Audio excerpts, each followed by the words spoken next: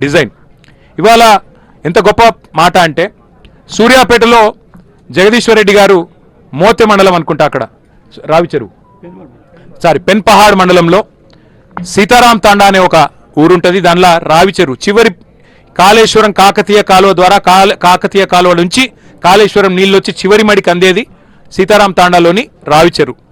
ఆ రావిచెరువు కాడ మన గిరిజనులు అడుగుతున్నారు జగదీష్ అన్నని, అయ్యా పోయి కన్నెపల్లిలో కొట్లాడండి, మీరు తుంగతుర్తి నాయకులు మా కిషోర్ గారు, మా కోదాడ నాయకులు, మీరందరూ పోయి కొట్లాడి మాకు నీళ్లు తీసుకురండి అని చెప్పి వారందరూ కొట్లాడమని అడుగుతా ఉన్నారు. మా సత్యవతి గారు ఇక్కడనే ఉన్నారు, మా మాలోత్ కవిత గారు ఉన్నారు. మహబాద్, డోర్నకల్, పాలకుర్తి నియోజకవర్గాల్లో ఎన్నడూ కూడా కాకతీయ కాలువల్లో అక్కడ డిస్ట్రిబ్యూషన్ ఛానళ్లలో ఎన్నడూ నీళ్లు లేవు. ఇవాళ ఆ ప్రాంతం మొత్తానికి నీళ్ళు ఇచ్చింది కాళేశ్వరం ప్రాజెక్టు. మాకు మెదక్ జిల్లాలో కూడవెల్లి వాగు ద్వారా నాకు నా నియోజకవర్గమైన సిరిసిల్లలోని అప్పర్ మానేరు ప్రాజెక్టుకు కూడా నీళ్ళు ఇచ్చింది. అప్పర్ మానేరును ఎర్రటి ఎండల్లో అప్పర్ మానేరు మత్తడి దుంకిందంటే, అలుగు పొంగిందంటే దానికి కారణం కాళేశ్వరం జలాలు, గోదావరి నీళ్ళు ఇక్కడికి లిఫ్ట్ చేయడం. ఇదంతా ఎందుకు చెప్తా ఉన్నా అంటే మంతనికి కూడా ఇవాళ తాగునీళ్ళు లేని పరిస్థితి. ఇందాక వస్తుంటే సోదరుడు కూడా అదే చెప్తా ఉన్నాడు. అట్లాగే ఇవాళ పరిస్థితి ఏంటంటే హైదరాబాద్లో ఇవాళ వాటర్ ట్యాంకర్లు పెరిగినాయి. హైదరాబాద్ ప్రజలు కూడా చూస్తూ ఉన్నారు. హైదరాబాద్లో ఇవాళ వాటర్ ట్యాంకర్లు 15,000 పైచిలకు వాటర్ ట్యాంకర్లు పెరిగినాయి. ఎందుకు? మంచినీళ్ళకి అక్కడ కూడా గోసైతా ఉన్నది. ఇవాళ ఈ ప్రభుత్వ తెలివి తక్కువ తనంతో ఇవన్నీ జరుగుతూ ఉన్నాయి. కాళేశ్వరం అంటే ఇప్పుడు నేను చెప్పిన 15 రిజర్వాయర్లు మాత్రమే కాదు, ఎన్ రూట్ ఉండే ప్రతి చెరువు నింపుకోవచ్చు. భూగర్భ జలాలు పెరిగినాయి, ఇందాక మధు గారు చెప్పినట్టు. ఆ రకమైన కార్యక్రమం మరి కాళేశ్వరం. కానీ ఇవాళ ప్రభుత్వం ప్రచారం, నిన్న కూడా ముఖ్యమంత్రి గారు అరే 94,000 కోట్లు ఖర్చు అయిన ప్రాజెక్టులో 1,00,000 కోట్లు ఎట్లా కుంభకోణం అవుతుంది, అవినీతి అవుతుంది అని చెప్పి నేననడం కాదు, రేవంత్ రెడ్డి గారికి పిల్లనిచ్చిన మామ పద్మారెడ్డి గారు కూడా అన్నారు. ఇది ఉత్తర రాజకీయం ముచ్చట, 94,000 కోట్లు ఖర్చైన ప్రాజెక్టులు 1,00,000 కోట్ల కుంభకోణం ఎట్లయితుందా అని. అయినా ఆయన ముఖ్యమంత్రి సగం టైం అయిపోయినా ఇంకా అదే సొల్లు పురాణం, ఇంకా అదే పనికిమాలిన మాటలు. ఆ మధ్యన నేను ఒక రైతుది వీడియో చూసిన, ఎంత గొప్పగా మాట్లాడిందంటే, అవునయ్యా సరే కేసీఆర్ కట్టిండు, దానిలో 2 పిల్లర్లకు ఏదో అయ్యింది అనుకుందాం, నువ్వు చెప్పింది నిజమే అనుకుందాం, వాజీబే. మరి నీ దగ్గర సుతారులు లేరా? నీ దగ్గర మేస్త్రీలు లేరా? నువ్వు గుంపు మేస్త్రి అని చెప్పుకుంటావు కదా, శాతనైతే లేదా నీకు అని చెప్పి ఒక సామాన్య రైతు మాట్లాడుతుంటే, ఇవాళ ముఖ్యమంత్రి గారి సో ఏమైందో, ఉత్తమ్ కుమార్ రెడ్డి గారి స్పృహ ఏమైందో, ఇంత అద్భుతమైన ప్రాజెక్టు, జాతికి అంకితం చేసిన ప్రాజెక్టు, ప్రపంచంలోనే అతిపెద్ద లిఫ్ట్ ఇరిగేషన్ ప్రాజెక్టు, దీన్ని బదనాం చేసేందుకు మీకు నోరెట్లు వస్తుందో, మీకు ఎట్లా సిగ్గులేదో నాకు అర్థం కావట్లేదు. ఇవాళ ఉత్తమ్ కుమార్ రెడ్డి డైలాగులు కొడుతున్నాడు, రికార్డు స్థాయిలో ధాన్యం కొనం. నేను అడుగుతున్నా ఉత్తమ్ కుమార్ రెడ్డి గారిని, 2014 మునుపు, ఇంకా సిగ్గులేని మాట కూడా చెప్తున్నాడు, కాళేశ్వరంతో సంబంధం లేకుండానే రికార్డు స్థాయిలో ధాన్యం. నేను అడుగుతున్నా ఉత్తమ్ కుమార్ రెడ్డిని, మరి కాళేశ్వరం 2014 ముందు లేదు, అప్పుడు ఎందుకు పండలే పంటలు? అప్పుడు మీరే కదా ఉన్నది, అప్పుడు ఎందుకు గాలే రికార్డు స్థాయిలో పంటలు? చెప్తావా? దమ్ముందా సమాధానం చెప్పేది? సిగ్గుండాలా మాట్లాడడానికైనా? అంటే కొద్దిగానే ఏమనుకుంటారో సోయి ఉండాలా. అంతెందుకయ్యా ఉత్తమ్ కుమార్ రెడ్డి, నీ కోదాడకు మీ శ్రీమతి ప్రాతినిధ్యం వహిస్తున్న నియోజకవర్గంలో ఎన్నడన్నా సూర్యాపేట జిల్లాలో కాకతీయ కాలువల్లో నీళ్ళు వచ్చినాయా? ఎన్నడన్నా ఆ టేలెండ్ గ్రామాలకు నీళ్ళు వచ్చినాయా కాళేశ్వరం వచ్చేదాకా? కాళేశ్వరం వచ్చినాకనే కదా గోదావరి జలాలు రావి చెరువు ముట్టింది, రావి చెరువులోని గిరిజన భూములను తడిపింది.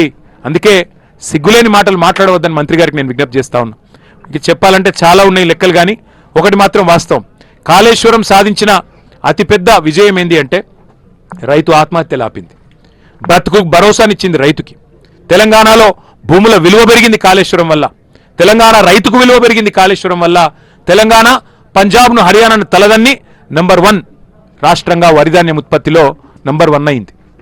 నేను అడుగుతున్నా ముఖ్యమంత్రి గారిని, రోజు తెల్లారలేస్తే ఎకసెక్కపు మాటలు కాదు, తగ్గిన ఆత్మహత్యల్ని, కాపాడిన ప్రాణాలని ఏ లెక్కతో కొలుస్తావు నువ్వు? ఏ కులమానంతో కొలుస్తావు? ఏ కాస్ట్ బెనిఫిట్ అనాలిసిస్తో చెప్తావు కాళేశ్వరం యొక్క ప్రయోజనం విలువ? నేను అడుగుతా ఉన్నా. మేము కూడా వస్తుగా మాట్లాడచ్చు ఇవాళ కావాలంటే. 2 పిల్లర్లు పడిపోతేనే నువ్వు ఏదో పడిపోయింది, ఆకాశం ఇది కింద పడ్డది అన్నట్టు మాట్లాడుతున్నావు. మరి నీ అవినీతి వల్ల, నీ ప్రభుత్వ అసమర్థత వల్ల ఎస్ఎల్బీసీ టన్నల్ కుప్పగూలలే, 8 మంది చచ్చిపోలే. సిగ్గుందా మరి నీ ప్రభుత్వానికి? ఎస్ఎల్బీసీ టన్నల్ కుప్పగూలితే 8 మంది అందులో కార్మికులు సజీవ సమాధి అయితే ఈ రోజుకు వాళ్ళ శవాలు కూడా తీయలే. నువ్వు మేమన్నామా మొత్తం కుప్పగూలిపోయిందని? ప్రమాదం జరిగిండొచ్చు, నీ అవినీతి వల్లనే జరిగిందో, నీ కమిషన్ల కక్కుర్తి వల్ల జరిగిందో, దేని వల్ల జరిగిందో జరిగింది. అట్లాగే సుంకిశాల రిటైనింగ్ వాళ్ళు కూలలేదా నీ ప్రభుత్వంలో? అంతెందుకండి, పక్క రాష్ట్రం ఆంధ్రప్రదేశ్లో ఎన్నిసార్లు కేంద్ర జలసంఘం కడుతుంది, ఆంధ్రప్రదేశ్ ప్రభుత్వం కాదు. కేంద్ర జలసంఘం కడుతున్నది పోలవరాన్ని. డయాఫ్రామ్ వాళ్ళు, కాఫర్ డ్యామ్లు ఎన్నిసార్లు కొట్టుకొని పోయినాయి? 3 సార్లు కొట్టుకొని పోయింది. వాస్తవం కాదా? మరి దేని మీద ఉండదు? వట్టెం పంప్ హౌస్ మునిగినా ఉండదు, పెద్దవాగు ప్రాజెక్ట్ కొట్టుకపోయినా ఉండదు, ఎస్ఎల్బీసీ కుప్పగూలినా ఉండదు. ఎక్కడికెళ్ళి బీజేపీ వాళ్ళు మాట్లాడరు, ఎన్డీఎస్ఏ రాదు. ఒక్కటి మేడిగడ్డ మీద మాత్రం, కాళేశ్వరం మీద మాత్రం కక్ష. ఎందుకు? మోడీ గారు చేయలేని పని, దేశంలో ఎవరూ చేయలేని పని కేసీఆర్ చేసిండు. Largest project in the world's largest lift irrigation project కట్టిండు కేసీఆర్. 4 ఏళ్లనే కట్టిండు, దశాబ్దాలు తీసుకోలే మీ లెక్క. అది మీ దుగ్ధ. కేసీఆర్ మీద కక్షతో ఇవాళ రైతుకు శిక్ష వేసే ప్రయత్నం చేస్తూ ఉన్నారు. నేను గౌరవ ముఖ్యమంత్రిని, ఈ రాష్ట్ర ప్రభుత్వాన్ని, తెలంగాణ రైతుల తరపున కోరేది ఒకటే. కన్నెపల్లిలో ఇవాళ కళ్ళ ముందు నుంచే 1,00,000 క్యూసెక్ల నీళ్లు పోతున్నాయి. మీరు తప్పించుకోజాలరు. మీ బాధ ఏందో మాకు అర్థమైంది. ఏంటిది మీ బాధ?